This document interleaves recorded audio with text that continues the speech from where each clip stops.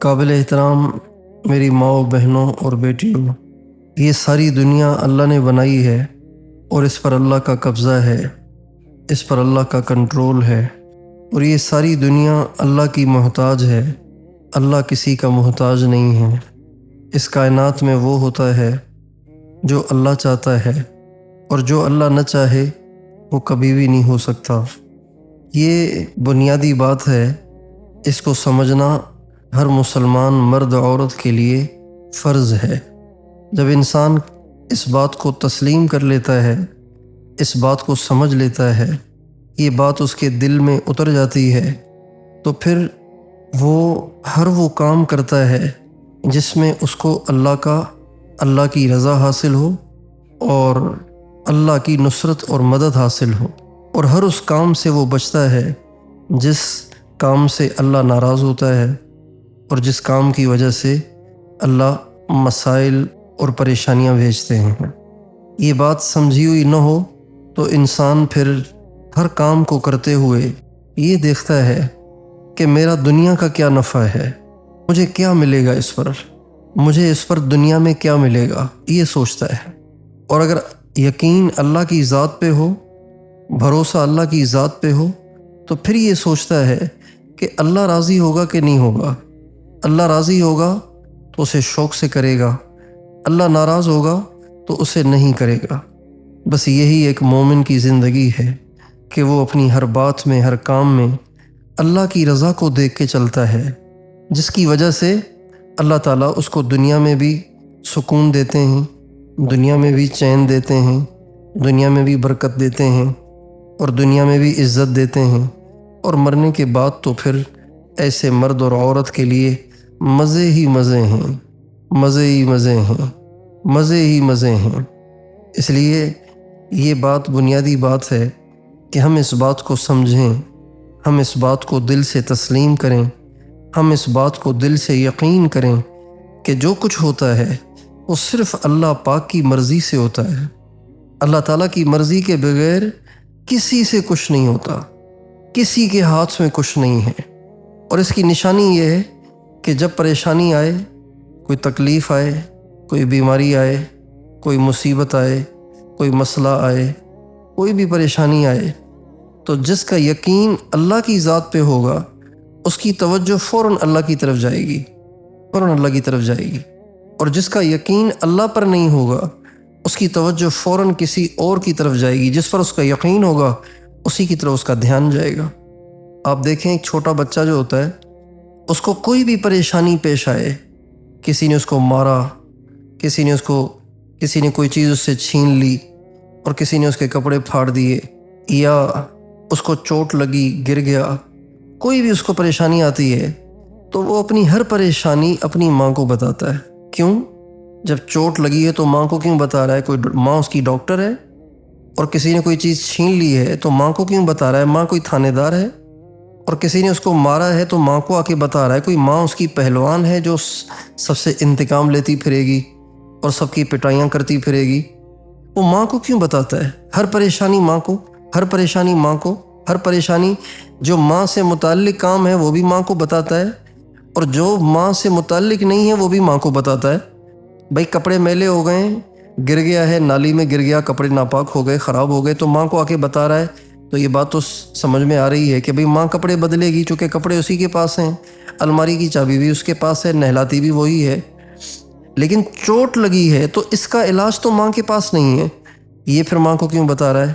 پیٹ میں درد ہے تو وہ بھی ماں کو بتا رہا ہے، سر میں درد ہے وہ بھی ماں کو بتا رہا ہے، کلاس میں کسی نے مارا ہے کسی نے اسکول میں کلاس میں، اور روتا ہوا آ کے ماں کو بتا رہا ہے۔ اس لیے کہ اس بچے کا یہ ذہن بن گیا ہے کہ میرے سارے مسئلوں کا حل میری ماں کے پاس ہے، میری مشکل کشا میری ماں ہے، میرے سارے مسئلوں کا حل میری ماں کے پاس ہے، اور میری ماں وہ ہے جس کو میرا احساس ہے، اگر وہ خود نہ کر سکی تو کہیں سے کروا بھی دے گی، اس لیے وہ ماں کو سناتا ہے۔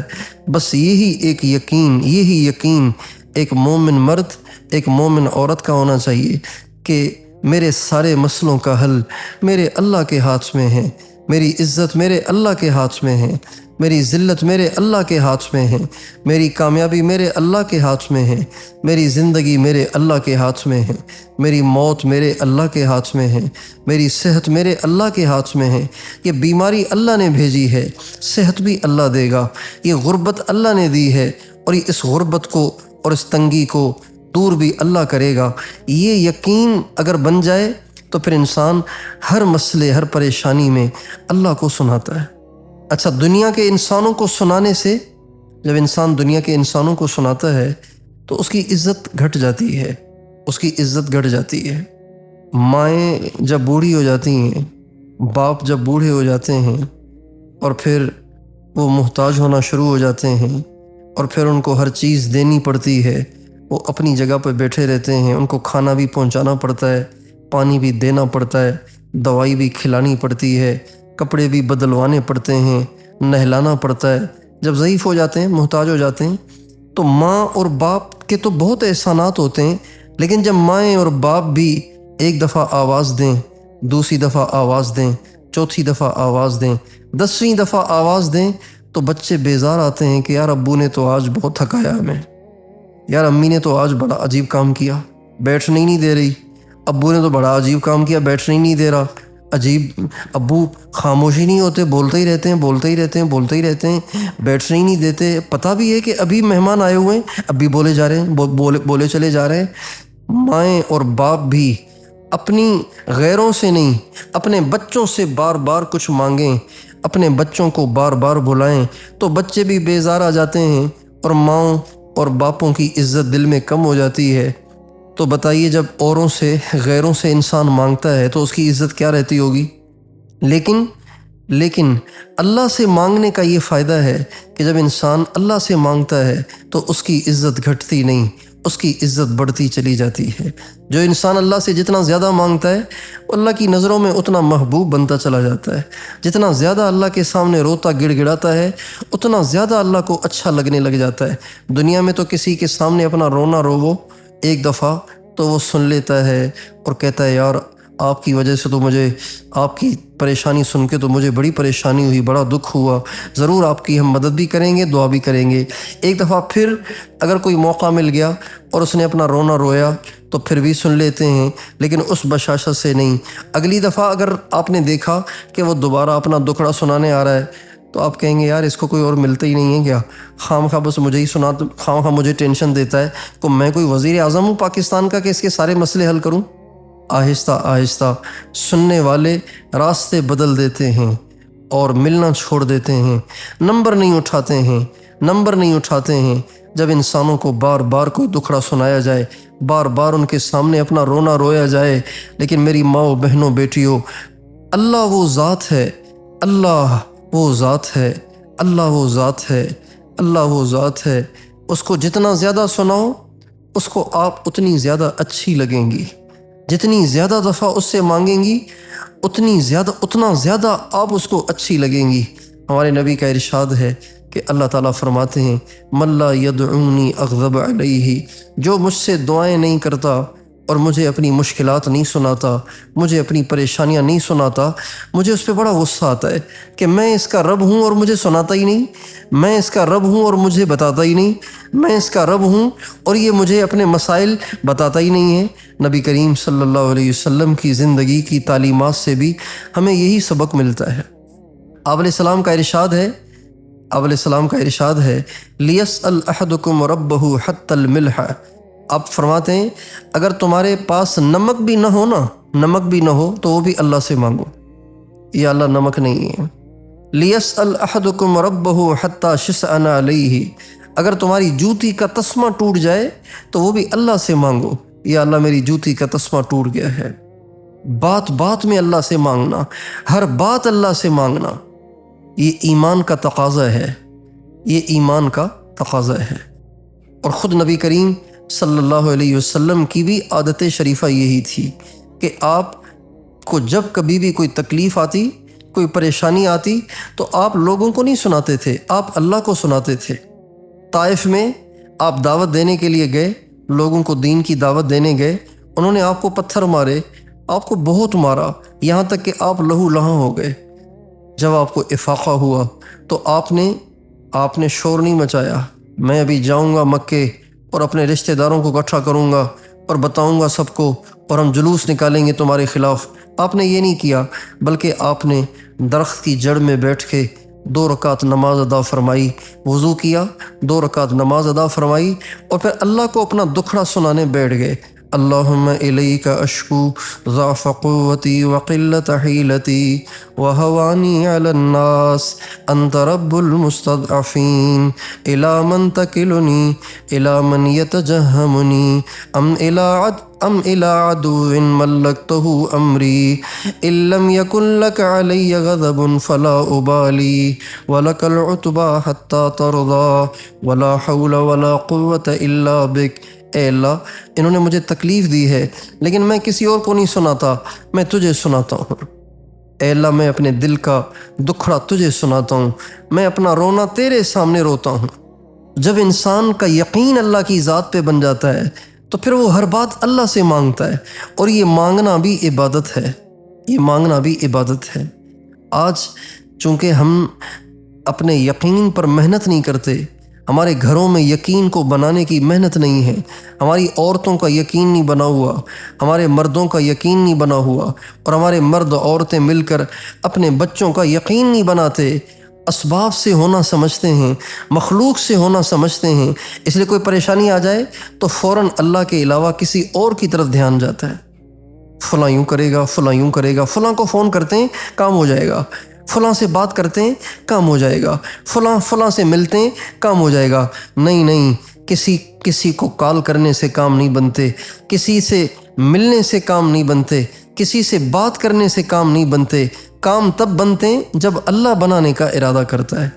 اللہ تعالیٰ فرماتے ہیں وَمَا تَشَاءُونَ إِلَّا أَن يَشَاءَ اللَّهُ رَبُّ الْعَالَمِينَ۔ اے انسانوں، تم سب کے سب جو چاہو گے وہ نہیں ہوگا، جو اللہ چاہے گا وہ ہوگا، جو اللہ چاہے گا نا وہ ہوگا۔ دنیا کے سارے ڈاکٹر مل جائیں، ایک بچے کا بخار اتارنے کی کوشش کریں، اللہ کی قسم دنیا کے سارے ڈاکٹر مل کر ایک بچے کا بخار نہیں اتار سکتے۔ اللہ چاہے تو لا علاج مرضوں سے بھی ٹھیک کر سکتا ہے۔ اللہ تعالیٰ نے قرآن مجید کے ذریعے سے مسلمان مردوں عورتوں کی یہ ذہن سازی کی ہے، یہ ان کا ذہن بنایا ہے۔ ایوب علیہ السلام کا اللہ نے واقعہ سنایا۔ ایوب علیہ السلام کو ایسی بیماری لگ گئی تھی کہ 18 سال اس بیماری میں رہے، 18 سال، اس کا کوئی علاج ہی نہیں، لا علاج بیماری، 18 سال گزر گئے۔ ایک دفعہ ایوب علیہ السلام کو پڑوسیوں نے اپنے پڑوس سے بھی نکال دیا۔ اب ان کی جو اہلیہ محترمہ تھیں وہ ان کے پاس رہتی تھیں، جنگل میں آ کے ڈیرا ڈال لیا، اپنی جگہ حضرت ایوب علیہ السلام پڑے رہتے تھے۔ ان کی اہلیہ محترمہ جا کے گھروں میں کام کاج کرتی، مزدوری کرتی، اور وہاں سے کچھ مل جاتا تو اسے کھانا خریدتیں اور خود بھی کھاتیں، اپنے خاوند حضرت ایوب کو بھی کھلاتیں۔ اس طرح وہ زندگی بسر کر رہے تھے، حالانکہ اللہ کے نبی تھے۔ لوگ کہتے ہیں اللہ کا شکوہ کرتے ہیں کہ پتہ نہیں کیا مسئلہ ہے، کوئی نہ کوئی ہمیں چھوڑ ہی نہیں رہی، ہمارے ساتھ کبھی نہ کبھی کوئی مسئلہ ہی رہتا ہے، ہمارے ساتھ ہمیشہ کوئی نہ کوئی مسئلہ ہی رہتا ہے، پتہ نہیں اللہ کو کوئی ملتا ہی نہیں، ساری مصیبتیں ہم ہی پہ ڈال دی ہیں۔ یہ سب بے صبری کی باتیں ہیں، ناشکری کی باتیں ہیں۔ یہ وہ باتیں کرتے ہیں جنہوں نے آزمائشوں میں گھرے ہوئے لوگوں کو دیکھا ہی نہیں ہے۔ یہ واویلا وہ کرتے ہیں جنہوں نے اللہ کی آزمائش دیکھی نہیں، اللہ کا امتحان دیکھا ہی نہیں، ہمیشہ انہوں نے اللہ کی نعمتوں میں زندگی گزاری ہے، اس لیے تھوڑی تھوڑی باتوں میں واویلا کرتے ہیں۔ اس لیے ہم کہتے ہیں، مردوں سے کہتے ہیں، کبھی کبھی ایمرجنسی وارڈوں میں چلے جایا کرو، اور جا کے لوگوں کا حال دیکھو اور اسے عبرت حاصل کرو کہ کیسے لوگ معذور پڑے ہوئے ہیں، ان کے پیشاب کی جگہ پہ پائپ لگے ہوئے ہیں، ان کے منہ میں پائپ لگے ہوئے ہیں، کھانا بھی نہیں کھا سکتے، پیشاب بھی نہیں کر سکتے، پاخانہ بھی نہیں کر سکتے، نہ ان کی ٹانگیں چلنے کے قابل ہیں، نہ ان کے ہاتھ پکڑنے کے قابل ہیں، نہ ان کی آنکھیں صحیح دیکھ پاتی ہیں، نہ ان کا دماغ کام کرتا ہے۔ ایک لاش ہے، جس لاش کا دل دھڑک رہا ہے، جو لاش سانس لے رہی ہے، ایسی زندگی لوگ گزار رہے ہیں۔ ایوب علیہ السلام پہ اللہ تعالیٰ نے 18 سال بیماری بھیجی، لیکن مجال ہے کہ اللہ کی شکوہ کریں، اللہ کی شکایت کریں، چپ، اللہ کا ذکر کر رہے ہیں۔ اللہ کو یاد کر رہے ہیں، اللہ کی عبادت کر رہے ہیں، اس حال میں اللہ کی عبادت کر رہے ہیں۔ ایوب علیہ السلام پہ اللہ نے جتنی نمازیں رکھی تھیں، ایوب علیہ السلام نے 18 برس کی اس شدید بیماری میں ایک نماز بھی نہیں چھوڑی، ایک عبادت بھی نہیں چھوڑی۔ ہماری عورتیں کہتی ہیں طبیعت ٹھیک نہیں رہتی نا اس لیے نماز نہیں پڑھتی، مصروف زیادہ رہتی ہوں نا اس لیے نماز نہیں پڑھتی، میرے گھر میں آنا جانا زیادہ لگا رہتا ہے نا اس لیے نماز نہیں پڑھتی، چونکہ مجھے اللہ نے بچے دیے ہیں تو بچوں کی خدمت میں اتنی مصروف رہتی ہوں۔ آخر یہ بھی تو عبادت ہے نا، کوئی نماز ہی عبادت ہے کیا؟ یہ عبادت نہیں ہے؟ ایوب علیہ السلام یہ نہیں کہہ رہے ایسی معذوری کہ اٹھ بھی نہیں سکتا ہوں، بیٹھ بھی نہیں سکتا ہوں، اب کون سی عبادت کروں؟ نہیں، اللہ کی عبادت کر رہے ہیں، اللہ کی عبادت کر رہے ہیں، اللہ کی اطاعت کر رہے ہیں۔ کیوں؟ اس لیے کہ ہم آئے ہی ہیں عبادت کے لیے، ہم دنیا میں کھانے پینے پکانے مزے کرنے تھوڑی آئے ہیں، ہم تو دنیا میں آئے ہی عبادت کے لیے۔ اللہ تعالیٰ فرماتے ہیں وَمَا خَلَقْتُ الْجِنَّ وَالْإِنسَ إِلَّا لِيَعْبُدُونَ مَا أُرِيدُ مِنْهُمْ مِنْ رِزْقٍ وَمَا أُرِيدُ أَنْ يُطْعِمُونَ إِنَّ اللَّهَ هُوَ الرَّزَّاقُ ذُو الْقُوَّةِ الْمَتِينَ۔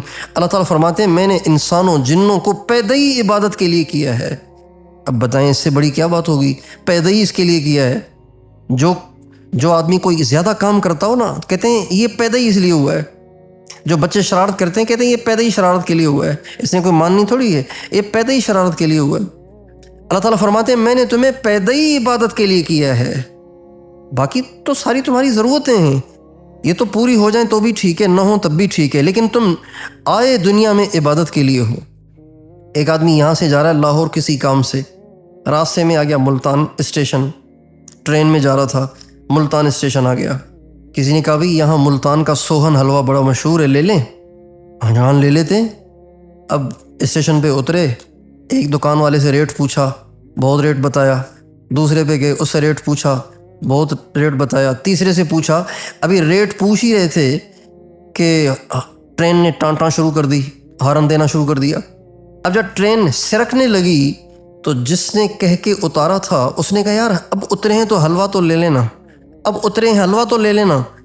تو اس نے کہا اللہ کے بندے ہم کوئی حلوہ لینے کے لیے آئے ہیں، ہم تو ہماری منزل تو لاہور ہے، ہمیں تو وہاں جانا ہے، اگر ہم حلوہ لینے میں لگ گئے تو ہماری ٹرین نکل جائے گی۔ لہٰذا یہ سوچ کے وہ حلوے کو چھوڑ دیتے ہیں، چاہت تو تھی لیکن چھوڑ دیتے ہیں اور بھاگ کے ٹرین میں چڑھ جاتے ہیں، اس لیے کہ منزل حلوہ نہیں تھی، یہ گھر سے حلوہ کے لینے کے لیے نہیں آئے تھے، یہ گھر سے ملتان کا سوہن حلوہ لینے نہیں آئے تھے، یہ گھر سے تو لاہور کے لیے چلے تھے۔ اللہ تعالیٰ فرماتے ہیں وَمَا خَلَقْتُ الْجِنَّ وَالْإِنسَ إِلَّا لِيَعْبُدُونَ میں نے تمہیں بھیجا ہی ہے عبادت کے لیے، بنایا ہی ہے عبادت کے لیے، یہ نہیں چھوٹنی چاہیے، باقی سارے کام چھوٹ جائیں کوئی حرج نہیں، یہ نہیں چھوٹنا چاہیے۔ اب اللہ کی شان دیکھیں، ہم مسلمان ہیں، مرد ہیں، عورتیں ہیں، سارے کام ہو رہے ہیں، صرف یہی نہیں ہوتا، جس کے لیے بھیجا، جس کے لیے بنایا بس وہ نہیں ہو رہا، باقی سارے کام ہو رہے ہیں۔ بہت سے ساتھی بیعت ہیں، بہت سی عورتیں بیعت ہوتی ہیں، پھر وہ ہمارے گھر والوں سے رابطہ کرتی ہیں کہ جی ہماری رہنمائی کریں، معمولات نہیں ہو رہے، مراقبہ نہیں ہو رہا، ذکر نہیں ہو رہا۔ اچھا میں کہتا ہوں ان سے پوچھو بھائی آپ کا ناشتہ ہو رہا ہے؟ کہتی ہیں ہاں ناشتہ تو روزانہ ہوتا ہے۔ اچھا دوپہر کا کھانا؟ ہاں وہ بھی ہو رہا ہے۔ اچھا رات کا کھانا؟ وہ بھی۔ اچھا نیند ہو جاتی ہے؟ کہاں نیند بھی ہو جاتی ہے۔ اچھا صرف ایک اللہ کا ذکر یہ جو نہیں ہوتا جس کے لیے ہم پیدا ہوئے ہیں؟ سارے کام ہو رہے ہیں، صرف وہ نہیں ہو رہا جس کے لیے ہم پیدا ہوئے ہیں۔ توبہ توبہ، کیسی جہالت ہے، کیسی غفلت ہے، کتنی ناسمجھی اور نادانی اور کتنی کم عقلی کی بات ہے۔ ایوب علیہ السلام 18 برس تڑپ رہے ہیں، دردوں سے تڑپ رہے ہیں، دردوں سے تڑپ رہے ہیں، دردوں سے تڑپ رہے ہیں، پریشانی میں، آزمائش میں، شدید بیماری میں ہیں، لیکن مجال ہے کہ زبان پہ اف تک آئے کہ یا اللہ کیا ہو گیا، اتنی دعائیں مانگ رہا ہوں ختم ہی نہیں ہو رہی، چپ سہتے چلے جا رہے ہیں، سہتے چلے جا رہے ہیں، سہتے چلے جا رہے ہیں۔ اللہ کی شان ایک دفعہ ان کے بھائی کو خیال آیا کہ میرا بھائی جنگل میں پڑا ہوا ہے اکیلا اکیلا، چل کے ان سے مل کے تو آؤں۔ اب بھائی آیا ملنے کے لیے، جب بھائی قریب پہنچا، اچھا ان کے ساتھ کوئی اور بھی آ رہا تھا، بھائی کے ساتھ کوئی اور بھی تھا، یہ دونوں ملنے آ رہے تھے۔ ایوب علیہ السلام کے قریب جب پہنچے تو بھائی پاس والے کو آہستہ سے کہنے لگے یار میرے بھائی سے معلوم ہوتا ہے کوئی بہت بڑا گناہ ہو گیا ہے جس کی سزا اب تک اس کو مل رہی ہے، ٹھیک ہی نہیں ہو رہا، بڑی بڑی بیماریاں ٹھیک ہو جاتی ہیں، ٹھیک ہی نہیں ہو رہا، معلوم ہوتا ہے کوئی بہت بڑی اس سے غلطی ہوئی ہے، بہت بڑا گناہ ہوا ہے، جس کی سزا بھگت رہا ہے۔ یہ انہوں نے آہستہ سے کہا، لیکن ہوا تھی تو ہوا کے ذریعے سے آواز پہنچ گئی۔ جو ہی بھائی کے کان میں بھائی کی طرف سے یہ بات پڑی نا، تو حدیث میں آتا ہے، مفسرین کہتے ہیں کہ حضرت ایوب علیہ السلام 18 برس کی بیماری تو برداشت کر گئے، لیکن بھائی کی طرف سے لگے ہوئے الزام کو وہ برداشت نہ کر سکے۔ یہ جو اپنے لوگ باتیں بناتے ہیں نا، اپنے رشتہ دار باتیں بناتے ہیں، اپنے پیارے باتیں بناتے ہیں، اپنے عزیز باتیں بناتے ہیں، وہ برداشت نہیں ہوتی۔ انسان کے صبر کا پیمانہ چھلک جاتا ہے۔ بولنے والے سوچتے نہیں میں اپنی زبان سے کیا کہہ رہا ہوں، وہ بے دھڑک بولتے چلے جاتے ہیں، نشتر چلاتے چلے جاتے ہیں، تیر برساتے چلے جاتے ہیں اور زخم دیتے چلے جاتے ہیں، اور سوچتے نہیں کہ یہ اس بول کا اگلے پہ کیا اثر ہوگا۔ کینچی کی طرح زبانیں چلتی ہیں عورتوں کی، بولتی رہتی ہیں بولتی رہتی ہیں بولتی رہتی ہیں، اور پھر اس کا نتیجہ یہ ہوتا ہے کہ ان ساری باتوں کو پھر زندگی میں ان کو بھی کبھی نہ کبھی بھگتنا پڑتا ہے۔ پھر ان کو احساس ہوتا ہے کہ ہاں، ایک بول میں کتنی تاثیر ہے، ایک بول کتنا شدید ہوتا ہے۔ ساری رات کی نیند حرام کرنے کے لیے بولنے والے کا ایک بول کافی ہوتا ہے۔ حضرت علی کا ارشاد ہے، جراحات السنان لها التیام ولا یلتام ما جرح اللسان۔ نیزوں کے زخم ٹھیک ہو جاتے ہیں، لیکن زبان کے دیے ہوئے زخم ٹھیک نہیں ہوتے۔ بھائی نے جب یہ بات کی نا کہ پتہ نہیں اس سے کون سا ایسا گناہ ہوا ہے، تو حضرت ایوب رونے لگے، اللہ تعالیٰ سے کہنے لگے، یا اللہ تجھے تو پتہ ہے نا کہ میں نے کون سا گناہ کیا ہے، تجھے تو پتہ ہے کہ میں نے تیری کوئی نافرمانی نہیں کی، یہ تو نے مجھے آزمانے کے لیے یہ پریشانی بھیجی ہے، لیکن یا اللہ میرے ساتھ یہ رویہ کر رہے ہیں اور میرے بارے میں یہ باتیں بنا رہے ہیں، یا اللہ اب میری بس ہو گئی۔ اس موقع پر انہوں نے اللہ تعالیٰ سے صحت کی دعا مانگی، اور صحت کی دعا بھی کیسے مانگی؟ آپ دعا میں غور کریں، آپ حیران رہ جائیں گی کہ کیا حضرت ایوب کا صبر ہے، اللہ اکبر۔ اب اللہ پاک سے یہ پریشانی پیش آنے کے بعد بھی جب بات کی ہے، جو دعا مانگی ہے، تو وہ دعا بھی کیا مانگی ہے؟ اس میں یہ نہیں کہا یا اللہ اب میری بس ہے، بس اب ختم کر بیماری کو، مجھے مزید ذلیل نہ کر، یہ نہیں کہا، بلکہ کیا کہا؟ انی مسنی الضر وانت ارحم الراحمین۔ اے اللہ، یہ جو تکلیف ہے نا، اس تکلیف نے نا مجھے ٹچ کر لیا ہے، چھو لیا ہے۔ یہ نہیں کہا جل گیا ہوں، ختم ہو گیا ہوں، چھلنی ہو گیا ہوں، ختم ہو گیا ہوں، پگھل گیا ہوں، گل گیا ہوں، یہ نہیں کہا۔ انی مسنی الضر وانت ارحم الراحمین۔ اے اللہ، تکلیف نے مجھے چھو لیا ہے۔ پھر آگے یہ بھی نہیں کہا اب اس کو دور کر، یہ بھی نہیں کہا، بلکہ آگے کہا اور تو سب سے زیادہ رحم کرنے والا ہے۔ عورتوں کے لیے اس میں بہت بڑی عبرت ہے، جو تھوڑی تھوڑی تکلیف پہ واویلا کرتی ہیں، تھوڑی تھوڑی تکلیف پہ چیخنا شروع کر دیتی ہیں، کوسنا شروع کر دیتی ہیں، بد دعائیں دیتے ہوئے دیر نہیں کرتی۔ تھوڑی سی تکلیف پہنچے تو کہتی ہیں اللہ کے ہاں حساب ہوگا، تھوڑی سی تکلیف پہنچے اللہ کو بتاؤں گی، تھوڑی سی تکلیف پہنچے کہتی ہیں اللہ تیرا بیڑا غرق کرے، تھوڑی سی تکلیف پہنچے کہتی ہیں کہ جو کرو گے وہی بھرو گے۔ یہ بد دعائیں دیتی ہیں نہیں دیتی ہیں عورتیں تھوڑی تھوڑی بات پہ؟ آپ علیہ السلام عید کی نماز پڑھائی آپ نے، تو اس زمانے میں ابتدا میں عورتیں بھی عید کی نماز پڑھا کرتی تھیں، لیکن وہ مردوں سے ہٹ کے الگ پڑھا کرتی تھیں۔ تو آپ علیہ السلام نے جب عید کی نماز پڑھائی اور گھر تشریف لے جانے لگے، تو راستے میں ایک طرف عورتوں نے بھی نماز پڑھی تھی، تو عورتوں کے پاس سے جب آپ گزرے تو آپ نے عورتوں سے فرمایا تصدقن یا معشر النساء فانی اریتکن اکثر اہل النار۔ اے عورتوں، خوب صدقہ خیرات کیا کرو، اس لیے کہ میں نے دیکھا کہ جہنم میں سب سے زیادہ جانے والی عورتیں تھیں، مرد کم تھے، عورتیں زیادہ تھیں۔ عورتوں نے کہا کیوں یا رسول اللہ؟ آپ نے فرمایا اس لیے کہ تم ناشکری بہت کرتی ہو، ایک تو لان تان بہت کرتی ہو، تھوڑی تھوڑی بات پہ بد دعائیں اور کوسنا شروع کر دیتی ہو، اور دوسری بات یہ کہ تم ناشکری بہت کرتی ہو۔ انی مسنی الضر وانت ارحم الراحمین۔ اے اللہ، مجھے تکلیف نے چھو لیا ہے، تو سب سے زیادہ رحم کرنے والا ہے۔